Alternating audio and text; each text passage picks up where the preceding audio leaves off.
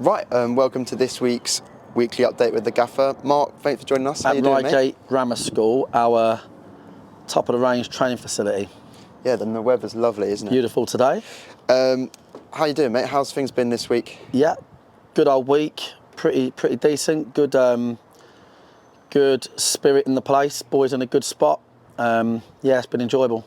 I mean, building on from that win against Eastbourne at home last Saturday, what a win that was. Have you had time to think more about what it was that got us over the line in that game? Well, no, I just thought we were better. But just in terms of to win a game with 10 men for 80 minutes takes some doing. We were strategically great. The shape was brilliant. Scored goals at good times, and the lads showed their experience in that situation. Really, but it's just one game though. It's one game, and it was nice to get a decent home win. And personally, if I'm being honest, and I've got a lot of respect for Adam and Simon, especially down there, I thought their young lads riled us up a bit. Probably the worst thing you can do to a bunch of experienced players. I thought if they'd have, if I'm honest with you, I think if they'd have focused on the football, they'd have got more out of it. But it's just one game. It wasn't a cup final. It was a league game. And it was nice to get a win over them. They beat us in the trophy and had a deservedly. I said after the game, I wouldn't be surprised if we've not seen the last of Eastbourne this season. I think there's a lot of football to play. This may sound silly, but did the sending off help at all? Did it shore up the defence? Well, we had to give them a +2 at the back to create a +1 our end, which was pretty masterful. The boys done a good job of that, pretty decent. So I don't think sending off ever helped really. I thought we were pretty dominant up to the sending off in the game. But yeah, the boys are in a good spot. I think that's where I'm focused really. It's just on us really.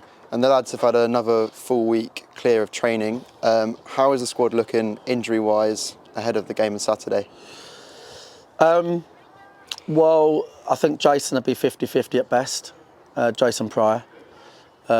He obviously went off last week. Similar to Charlie Carter, really. Not sure we want to risk anybody this time of year. There's a long way to go. Potentially 8-9 games, So it's not that time of year to start risking players. It's really not. So we'll have a little look at Charlie and Jason and see where they are. Murph is in a position where we're trying to take that one a bit easy. Again, looking at what we might need. I think we have to set our sights on the playoffs in terms of everybody does really. We have to think about going into that extended season with a fully fit side. That is in reality what we need to be really focused on. And for that reason we've got a big enough squad, we won't force players in the side if they're not 100%. Right, and next up we're off to St Albans. Last time we faced them at Meadowbank, we won 2-1 thanks to a brace from Reece Murphy. They're fighting for survival at the moment, expecting a tough game on the road. Yeah, I think they're all tough, aren't they? In these games. I mean, it's a nice big pitch. I've been told it's not in great condition, but I think this time of year it's I'm not so sure the game will have a lot of goals in it. I'm not so sure. I think it's that time of year. It's end of season pitches, and they all take some winning. I think everything's a little bit unpredictable because of the pitches primarily. Teams at either end of the table battling for things and all that stuff.